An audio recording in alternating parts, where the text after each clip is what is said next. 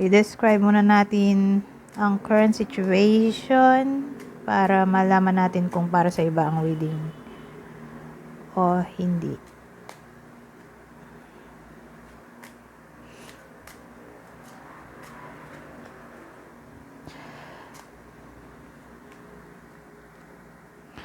Animinan natin para maraming info.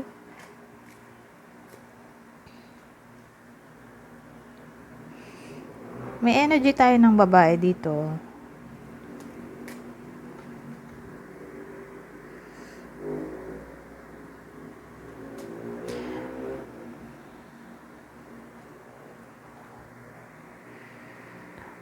Well, friends with benefits yung connection dito.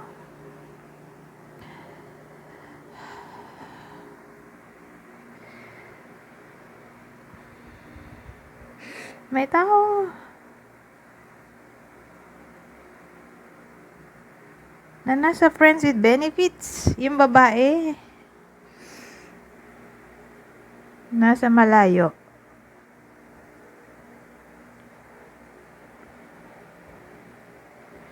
Ano ba to? Teka nga.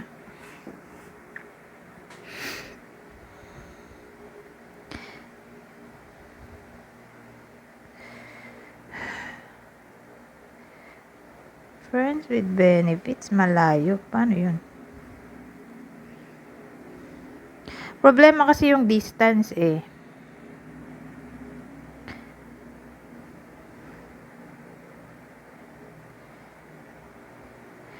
Pero mukhang nakipag-break na yung babae kasi ayaw na niya ng ganong situation.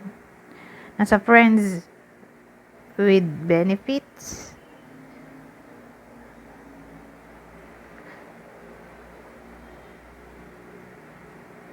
So, ewan ko may makaka-relate ba ng kwento na to. Pero again, long distance sila. Problem yung distance. Nakipag-break yung babae. Aha.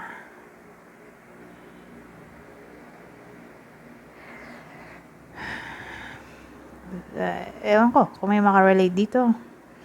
So, kung kwento mo to, let's proceed.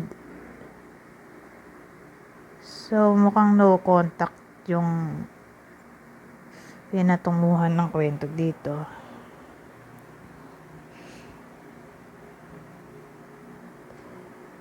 So, anong feelings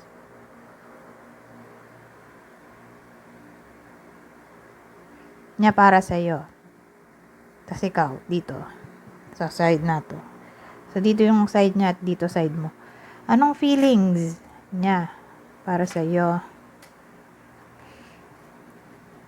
Ngayon, na hindi na kayo nag-uusap.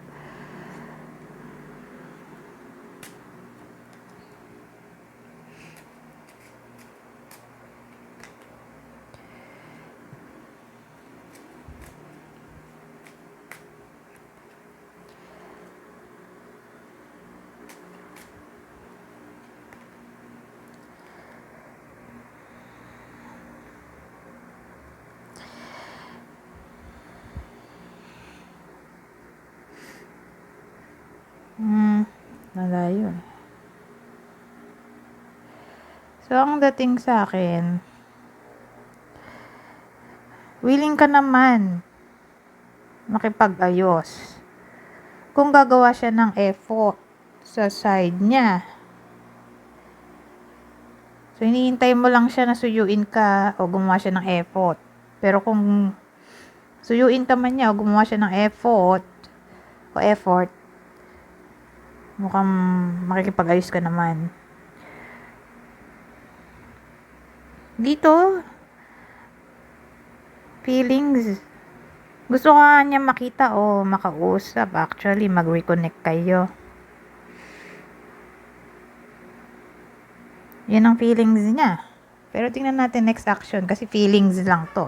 Siyempre, yung feelings at action ay magkaiba. Minsan yung feelings ay nasa mind lang. Di ba? Walang action. Anong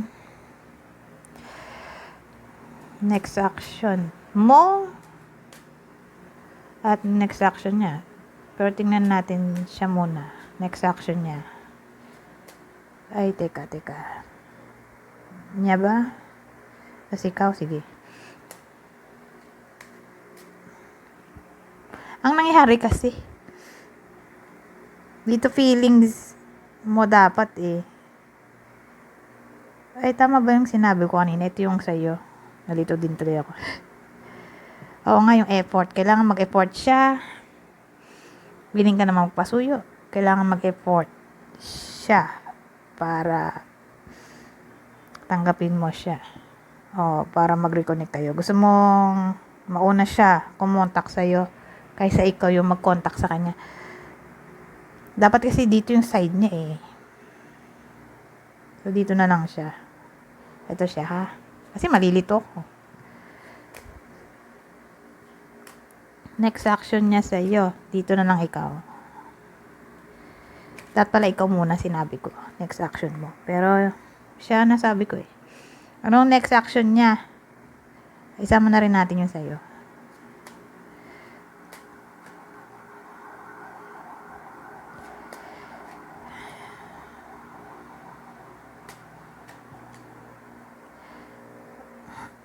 Ano to? Ganito to. Oh. Well, malabo. Sabi ko sa inyo Iba yung feelings sa action. So, ito na siya, letter o message, communication. Ito, clarity. Revelation. Sabihin natin, ng feelings through communication. Communication na recorded. Alam mo yun? Chat, text, email. Pero for some reason, may clouds tayo. So, pag sinabi mong clouds, dyan papasok yung confusion, doubt, indecision. So, more likely, hindi ka niya i-contact. Hindi niya sasabihin sa'yo yung gusto niyang sabihin. Although, gusto niya, pero, ewan ko, parang, all of a sudden, nung i-message ka na niya, biglang nagbago isip niya. Ikaw naman, anong next action mo? Well, ang tingin kong gagawin mo ay magpapaka-busy ka na lang sa trabaho. Parang ibubuhos mo na lang lahat ng attention mo sa pagtatrabaho at yung kikitain mo, ang gusto mong mangyari ay ibuhos na lang din sa sarili mo. So, ipapamper mo yung sarili mo sa pagbili ng mga kung ano-ano. Parang gift. Bibigyan mo ng gift ang sarili mo.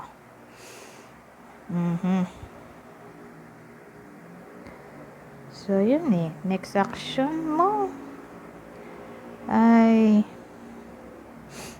magpaka-busy. Magpaka-workaholic para mabili mo ang mga gusto mo. Para malimutan mo yung puso mo.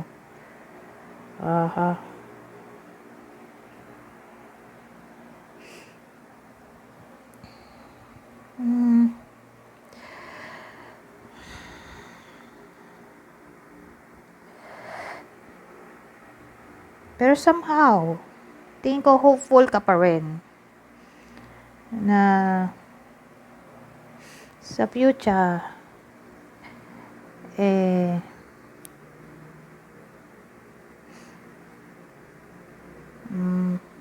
magiging okay din ang lahat. Pero tingnan natin.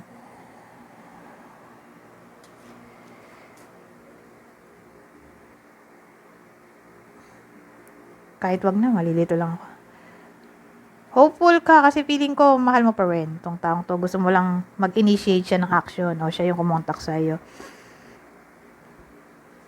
So, yun. Umasa ka na magiging okay din ang lahat. Magre-reconnect kayo. Gusto naman niya, ewan ko sa kanya, bakit pabago-bago siya ng isip.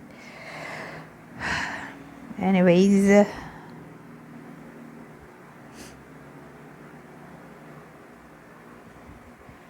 anong kukunin ko dito? Ito. Anong ibang info ang masasabi dito?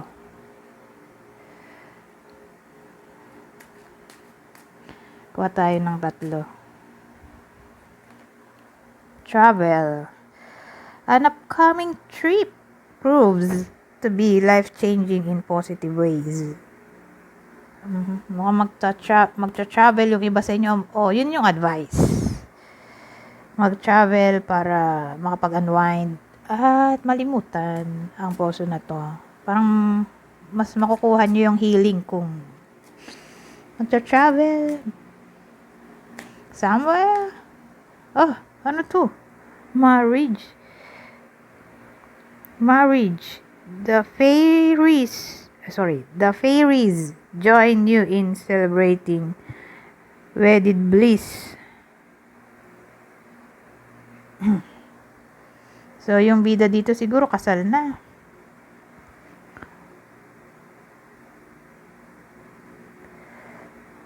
Pero yung iba sa inyo mukhang ikakasal. Ang tanong kanino? Dito din kaya sa poso na to? Kung di kasal. More likely dito sa poso na to kasi siya yung topic dito. Baka ikasal kayo dito. So, kunin nyo lang yung case. Okay? O yung info na sa tingin nyo fit sa inyo.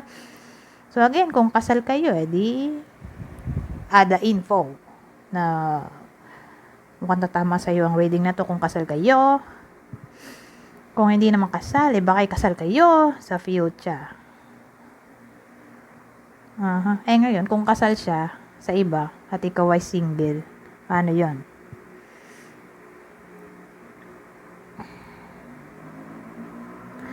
Who knows?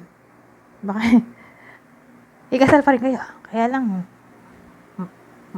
kasi yan, magastos yung annulment. Pero again, case-to-case basis naman. So, anong pwedeng mangyari sa future na pwedeng mag-cause ng marriage dito? O sabihin na lang nating lifetime commitment with or without marriage. Okay?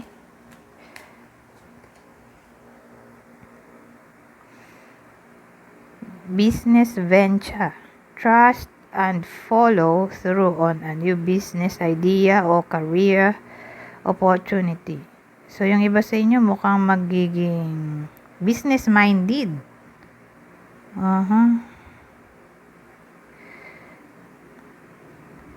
May darating na new opportunity sa career. So, punta tayo sa clue. Sa bagay, sabi ko nga dito sa pot mo, magiging workaholic ka. So, connected dito. Kuha tayo ng clue. Magbibigay ako ng 8 clue. Pero wag masyado mag-pay attention dito dahil dagdag info lang ang mga to. Ang clue ay pwedeng vice versa. Kunin nyo lang ang info na sa tingin nyo ay para sa inyo. November.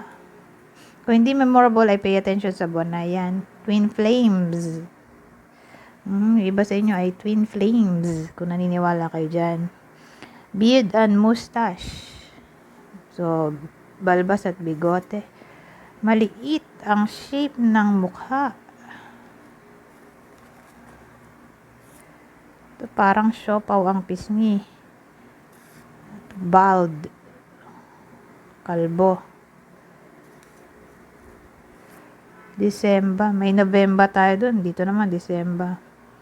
So, again, kung hindi memorable, ay pay attention sa buwan na yan. Red flag. Ano to? Mayroon tayong red flag, oh.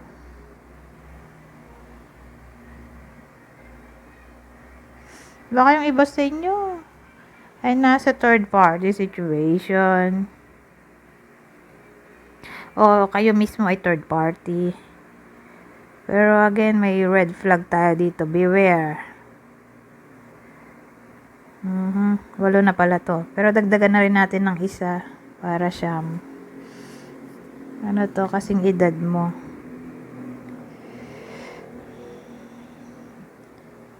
Anyways, hanggang dito na lang. Goodbye for now.